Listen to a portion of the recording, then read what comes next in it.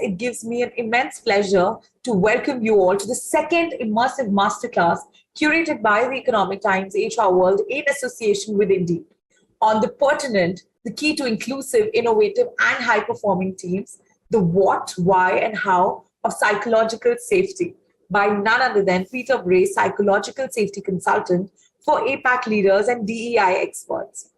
Dr. Peter is a psychological safety consultant, and he works to empower leaders and employees in the Asia-Pacific region by assessing and improving psychological safety in the workplace. He has developed a unique perspective on psychological safety that takes into account the cultural norms of high-power distance cultures where hierarchy and respect for authority are particularly important. And without wasting any moment, I'm going to pass on the frame to Peter. Thank you so much. I really appreciate it. Lovely to be here and welcome everyone as we talk about psychological safety. You can all hear me okay? Great. Okay, let me share my slides. How's that? You can see that? Yes, Peter. Excellent. Thank you so much. All right. So we're going to talk about the key to inclusive, innovative, and high-performing teams. And we're really looking into as much depth as we can in the time allowed into psychological safety, a topic that I really love to talk about. First of all, I am in beautiful Melbourne in Australia, where it is very cold. I wish to just acknowledge the traditional owners of the land where I am. This is the Wurundjeri people of the Kulin Nation, and recognize that learning and exchanging of views has been happening on this land for thousands of years, and I pay my respects to their elders, past, present, and emerging. So psychological safety is the key to inclusive, innovative, and high-performing teams. So within that treasure chest is your diverse workforce. But to really get the value from this workforce and translate it into innovation and performance, you need to unlock this treasure. And psychological safety is that key. Diversity, equity, and inclusion are what probably a number of you have as part of your responsibilities in your work. So let's just talk about those three things and what they mean, because they're really very different, although they're almost always put together. Now think about diversity. Diversity is basically a number. It measures the number of people who are perhaps in minority groups, who are different genders, different orientations, all kinds of things that make your workforce diverse. It's a number. Equity is about treating people with equality. It's basically a process about how things are done in the organization. But inclusion is a feeling. It's completely different to diversity and equity. And what we're looking at here is really the connection between psychological safety and inclusion. So what is psychological safety? It's a term that's increasingly being used, and there's considerable amount of confusion over what it means. I wish there was a better term, but at the moment it is the best term. And I'd like to talk about the definition that was given to it when the concept was first discussed by Shine and Bennis back in 1965. Now, they described it as a team climate which encourages provisional tries and which tolerates failure without retaliation, renunciation, or guilt. Let's focus on one aspect of that, which is the fact that it is a team climate. And let's talk about teams, right? Teams are groups of people that come together for a particular purpose. And if we go back more than 40,000 years to one of the earliest cave paintings ever found in Sulawesi, in what's now Indonesia, the painting shows a group of people who have mixed human and animal characteristics. They're hunting, they're using spears and ropes. And actually, if we think about it, this is probably the very first picture of a team. So forget survival of the fittest as individuals. We're alive today because our ancestors learned to work effectively in teams. And that's what really psychological safety is about. The other definition that's really important is the one used by Professor Amy Edmondson of Harvard, who's one of the current most prolific researchers in this area. She describes it this way: a shared belief that one won't be punished or humiliated for speaking up with ideas, questions, concerns, or mistakes. Now, can you see in these definitions the connection of psychological safety to innovation? Just look at some of the words that I've highlighted here. So Shine and Bennis talk about encouraging provisional tries. So actually trying something that you're not sure is going to work. Tolerating failure. So that's the assumption that when you try new things, when you are innovative, you will have failure. And Edmondson speaks about it as the belief that we can freely speak up with ideas. That's innovation. Questions, that can lead to innovation. Concerns and speaking up about mistakes leads to learning, which helps us to avoid mistakes in the future. There's a deep connection here with innovation, isn't there? So think back to that first team. The people in this cave painting were shown as part animal. So some had eyes like an eagle. Others had legs like antelope. Some were like a leopard, right? This seems, and archaeologists believe that this showed the characteristics of these people in the team, right? Some were excellent at seeing the hunt. Others could run fast. Some were really smart at arranging things so that the animal could be caught. These people brought their whole selves to work. They brought their unique perspective and abilities, and this is why the teams were successful. So psychological safety, I think you can start to see how important it is, its connection with innovation, but where does it come from? It's something that's incredibly complex, but incredibly simple at the same time. Paradoxical, like most things that are important. So let's talk about this for a minute. Psychological safety is a combination of three things. And this is what makes it so complex, right? First, it's our individual psychology, and that's complex enough on its own, right? The dynamics of the team, particularly the leader of the team. So that's another level of complexity here. And on top of that, we can put the norms of the culture within this team operates. And just imagine, sometimes, and most likely many of the teams in which you work, there are cross-cultural elements too. Again, another layer of complexity that makes psychological safety so complicated. And what is it that impacts how we feel when we're working in a team?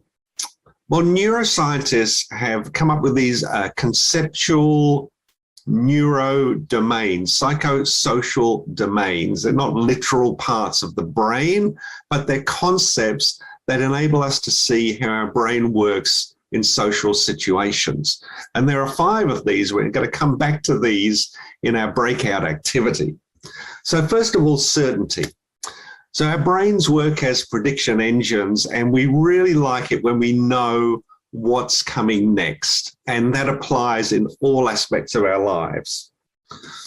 When we feel we have a measure of autonomy or control over what we do, we're most likely to experience less anxiety. And when we feel that we're related to others in our team, in other words, that we belong, this comes back to inclusion again, we feel more comfortable working with that group. Equity or fairness is the sense that we are treated fairly and others in the team are treated fairly. And finally, our significance or status, whether we actually feel that we matter in that team, again, impacts how we feel about working with that group of people to a common goal. Let's look at just one of these, though, that shows that this is not really complicated at all. The issue of equity or fairness.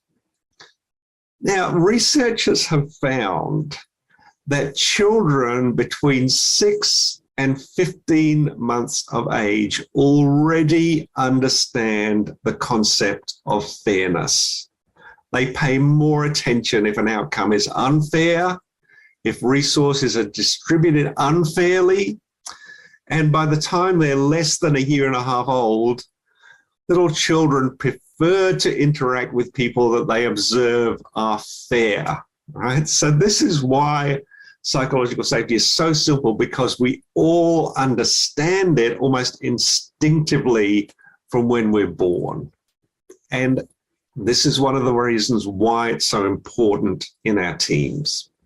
So threats to these domains that we spoke about before activate fear, stress, anxiety in almost the same way as literal pain impacts us. Extremely important to the way that we're working in a team. Just checking my timer here because I have a tendency to go over time. And the type of tasks that cause us the most stress, as we can see from this research that was done here, are tasks where our performance could be judged by others.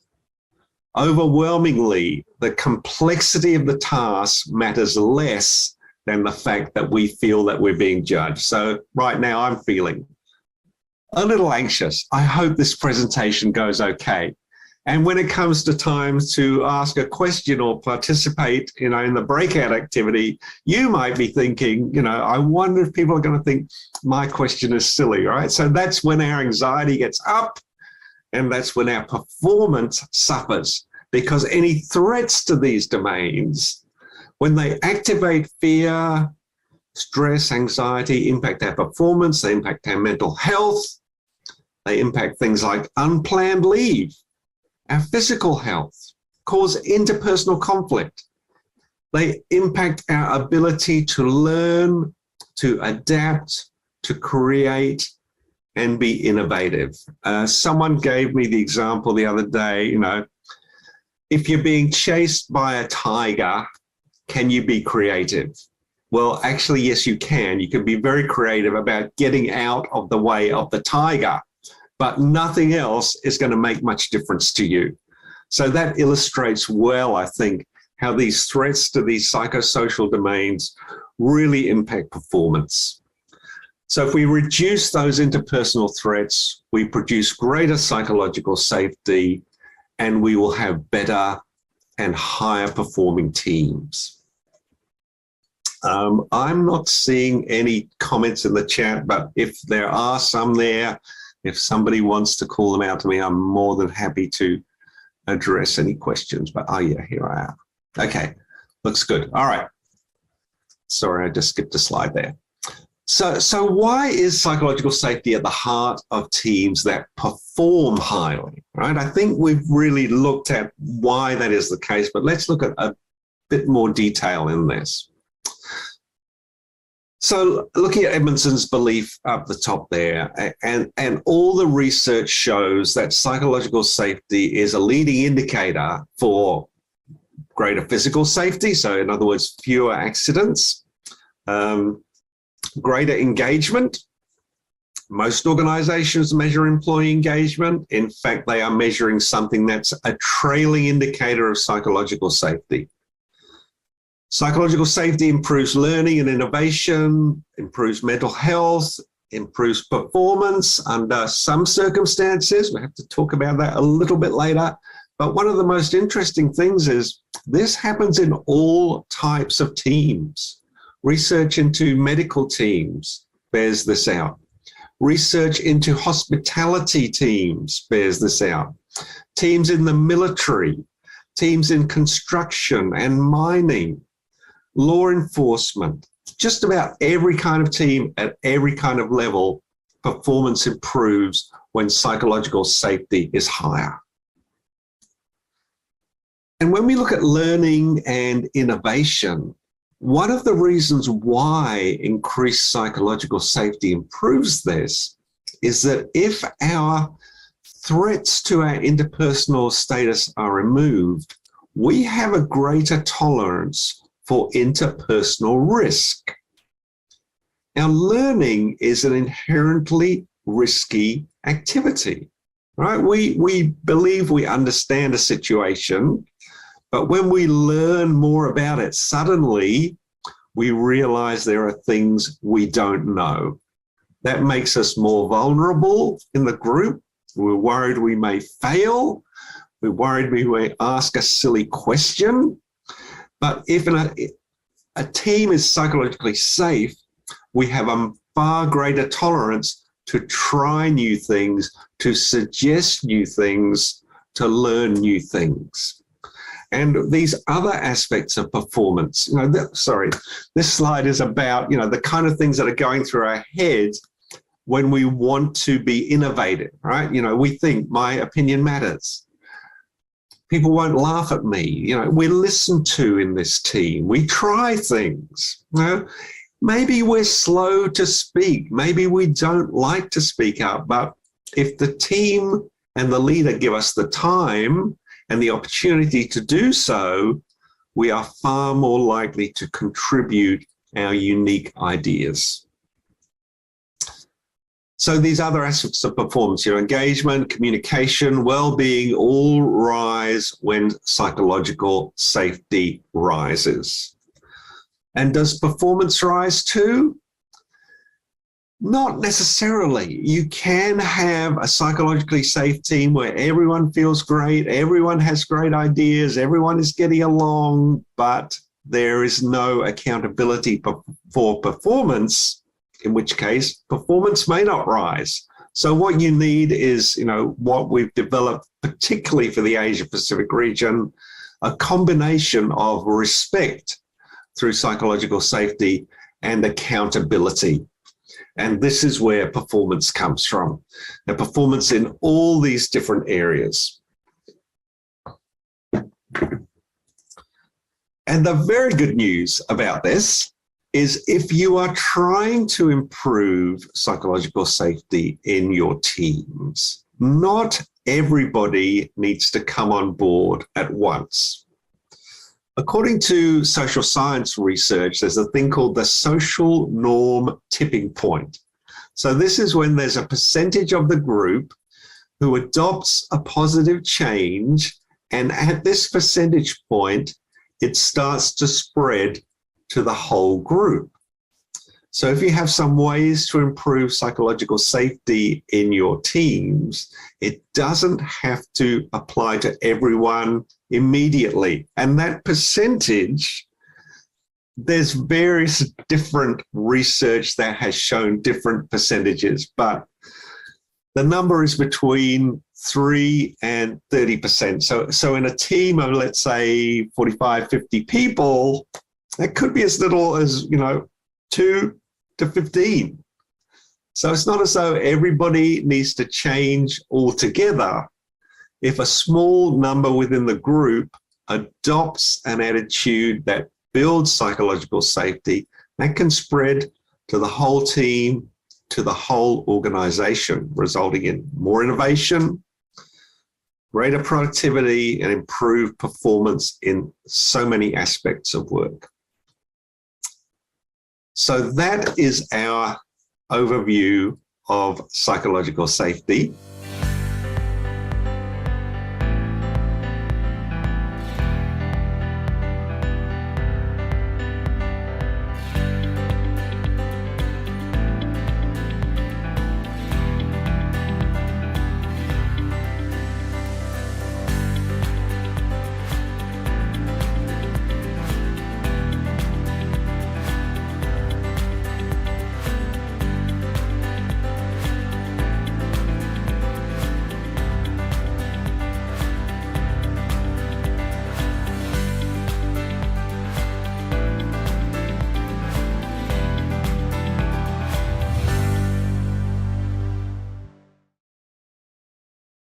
Without wasting any minute, I'm going to call out the first group leader to come forward and talk about that, how the discussion went. So Anu, I'm going to leave the frame on you now.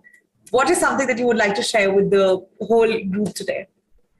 Hey, thank you, Soumya, for arranging this discussion. It was quite a learning today. I mean, I'm really glad to interact with so many people, and all of them, contributed some wonderful ideas, right? And I would like to share like what we talked about.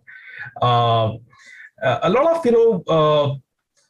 thoughts are there, right? So we kind of categorized our proposal in three categories, like you suggested us. So one is that what can be done, let's say on a quick fix basis that we can start doing it, and second is that okay, what can be done in a long-term basis so that changes will start showing up in next 1 year. The third could be like what could be some something different, innovative, which can bring some transformation as far as certainty or stability is concerned. So I think all of us believe that there is a need to kind of build that trust within the team, especially for all the management people, all the leaders. They have to lead with optimism, and there is a need to be transparent in the communication, right? What is happening all around? What is happening with the organization? If there is a kind of a possibility of change, so what can be done? So in terms of that. That trust and open communication, transparency in communication is required. Some of us, also agreed that there is a need for, let's say some tolerance for failures, right? Let's say that if we are there and we are working on something new, or we have some new people, so there has to be a plan. Okay, so if making mistake is it tolerated, or there has to be a plan, right? So if there is a proper learning and development framework is there, right? So people will save, right? And that's what is that's what matters, right? So another thing is that which I recommend is that we have to also enable our people to manage their emotions, right? So we also have a lot of negative emotions coming out of different situations. So how do we channelize it? How do we recognize and regulate those emotions, right? And replace that with some positive emotions, so that the team's performance is not impacted, right? So if we are taking care of these elements, right, I think we can enable our teams to perform better, and there will be a high degree of certainty and stability. So that is something which we came up as a quick fix. The other could be, we thought from a long-term perspective, there has to be, we have to inculcate that, a learning culture within the organization, so that our teams are ready for any kind of, adverse situation, right? So I'll take an example of a digital transformation revolution that is across the industry, right? So people who are tenured, right? I mean, they feel that, okay, if they are not skilled with automation, they will be phased out, right? So people like those, they need to be kind of reskilled. They should be given training, and they should work on some new tools and technologies. That way, we can create that sense of security. The other thing which we agreed on, that there has to be a framework, a performance feedback framework, which has to be continuous in the nature. Yeah. So, for example, that if we have to give feedback to our teams, it has to be instant. For some of the cases, there has to be some frequent catch-ups, like a kind of performance feedback session, or we call it like performance check-in meetings, at least once or twice in a month, and we can have a plan for people who need support, right? So these are some suggestions which came up. The other category is basically something innovative we can try. We can think of some surveys, sessions, where we can kind of find out sentiment of our teams, right? Let's say that, okay, what is that our team feels like? Are people really feeling safe to share their ideas? Yeah. Right? Basically, let's say if an organization is going through merger and acquisition, okay, if I really want to find out what is the sentiment of our people, right? Are they insecure about management change? Are they insecure about the kind of, positions that will be replaced with some, some new roles, some redundant roles will be kind of, removed. So those kind of, surveys should be there, and accordingly, then management can have a plan around it. So that's pretty much, we talked about. I wish we could spend some more time. I think we can find some, more solutions out of it. Absolutely. So that's all from my side, Soumya. Thank you so much. I think that was very well covered. And I really see that you guys discussed a lot. Thank you for putting that out. I'm going to come to the second group leader, Mastan Rao, who was leading on the pillar of autonomy. So Mastan Rao, what is the top highlight from your group for this one? Thank you, Soumya. Thanks for, giving this opportunity. Top points for us is like first, the outlayer of the question is what could be done to give team members more control over their work, right? Yeah. So it basically comes from leaders and everybody. So we had a good discussion within our group, and then we came out of about top 5-6 pointers, right? So basically first thing comes up with the trust on the team to execute, right? And then then they should have a freedom to execute what their thoughts are, right? So they should be able to tell what's out of box thinking ideas come out when they have that freedom. And as a leader, making all the team members aligning to the single goal, so that you don't go diversified into the different topics. So aligning to the goal.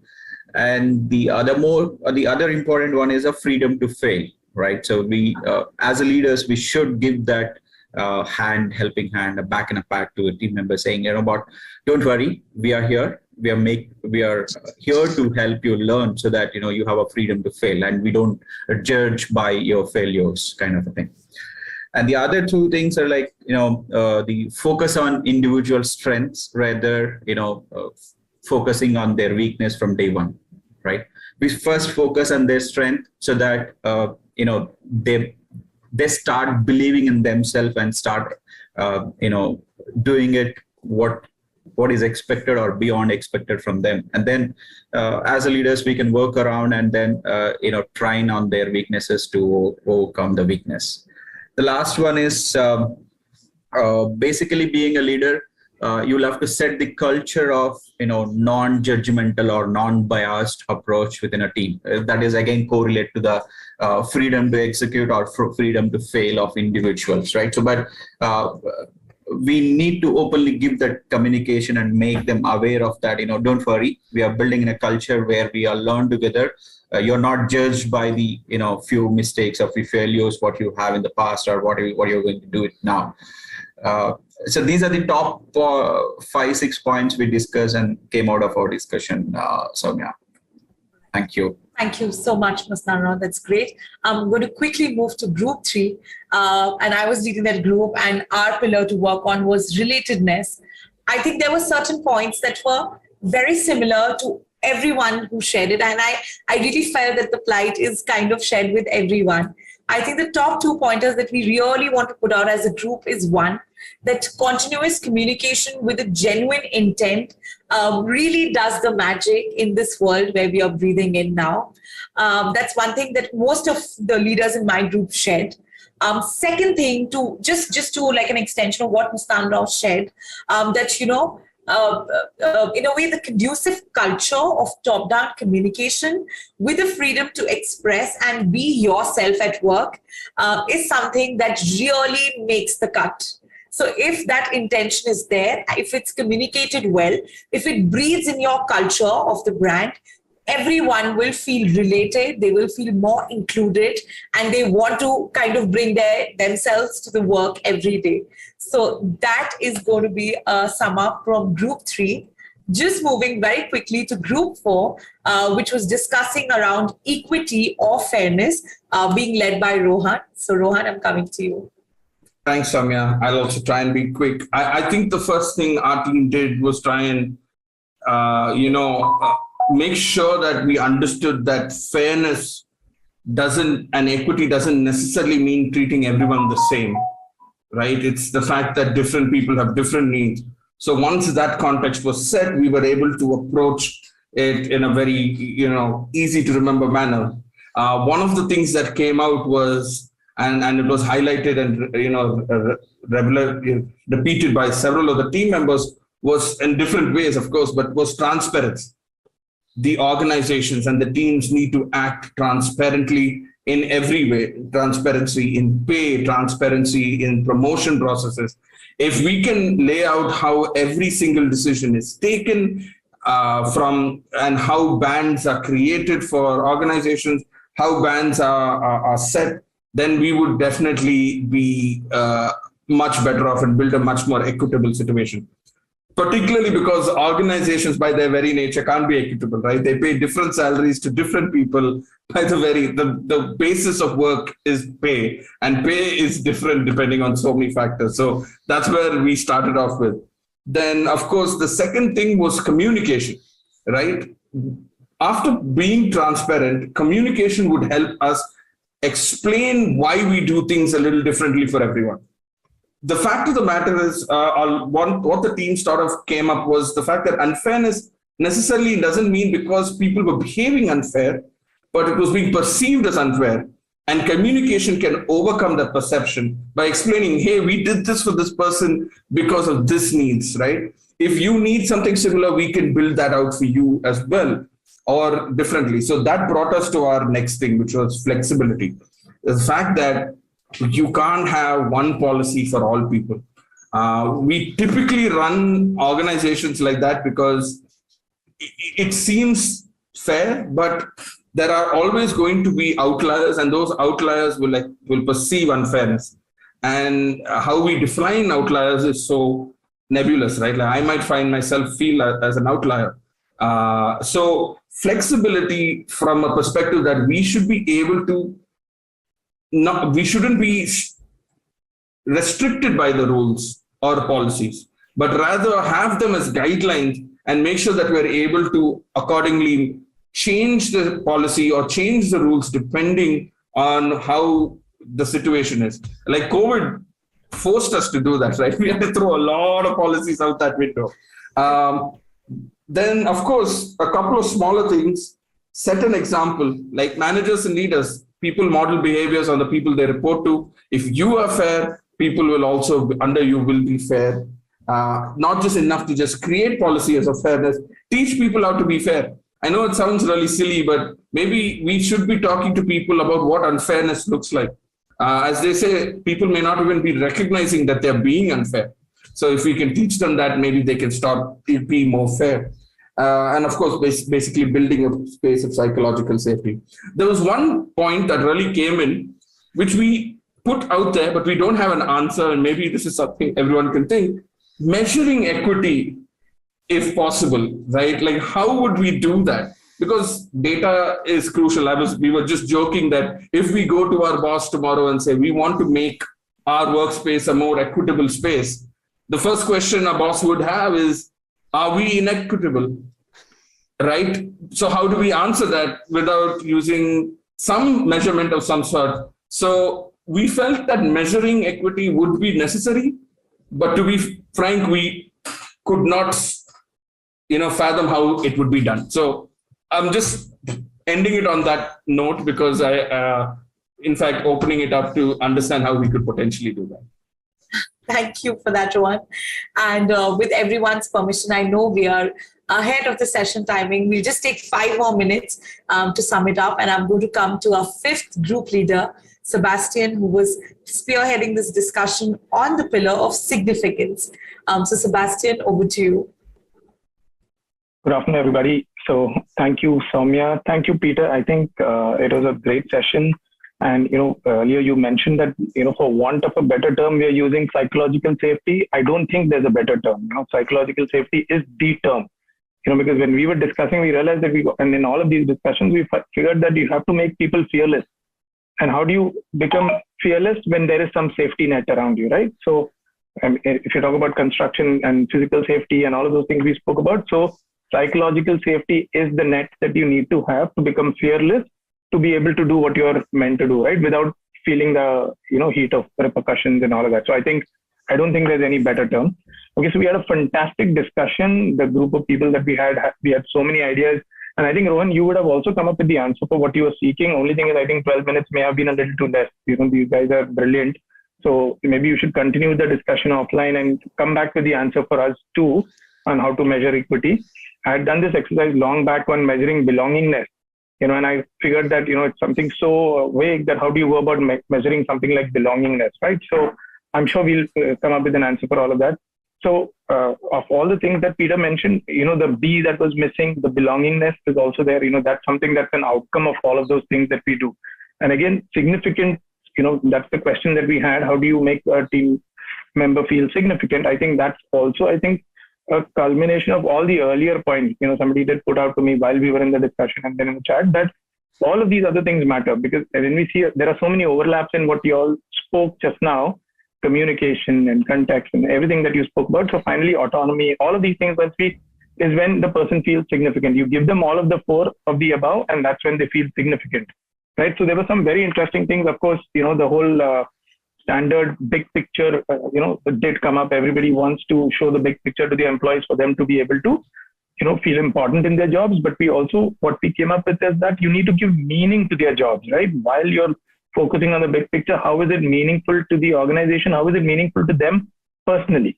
That's more important too, because a lot of times we miss out on that, because you're so focused on performance, you're so focused on organizational goals, but how do you make it meaningful for them personally too? Unless you do that, they're not going to be able to follow, what you really want them to do. So that's something that we thought, we were trying to formulate a statement which would go well with everybody. So we were saying give meaning to their jobs in the organizational big picture as well as in their personal lives, right? And we got to look at, so we came up with the context of, we came up with 5 C's, right? You got to give context. You need to communicate. Of course, you need to get rid of the boss image. As a leader, you need to break that barrier, communicate so that they're able to communicate fearlessly to you, give their ideas, can be more innovative, right? You need to give them context. So again, on how, this is going to help with the whole big picture scenario. Connect with these people. You can do all of this only if you get into their heads and you're able to connect with them, right? And we need to celebrate. So we did talk about appreciate. So we said, okay, let's make it a C. So we came back with the word celebrate, which is maybe a little more beyond just appreciate. And of course, all of this will happen when you have credibility, when you build credibility as a team, as a leader or whatever, for them to come to you with all of these things. So I think this is how we were talking about, giving meaning to their jobs from the organizational perspective, as well as from the personal perspective, and use the 5 C's to, get there. And of course, all of the earlier pillars. Yeah. That's it. I hope I didn't take too much time. No. Thank you so much, Sebastian. This was great. And I'm going to come to Peter now for the closing comments. Peter, what is your take on the reflections that the group leaders shared? Is there anything that we have missed? We would love to learn from you. Oh, those were amazing. I kept writing them down and thinking, there's one thing that I particularly want to mention, but then there were so many things there. So I would say, yes, you can measure equity. We do measure equity and be more than happy to talk offline about that. And really, to sum up, I'd just like to throw that challenge out there, with all these ideas that were mentioned, try to go back to your organization and implement just one of those things, right? One of those things that will improve psychological safety in your team, because not only will that have the potential to make someone feel better in their workday, but actually to improve what the team does. These were wonderful comments. I wish we could spend 2 more hours talking about them, but again, I really appreciate the opportunity to talk.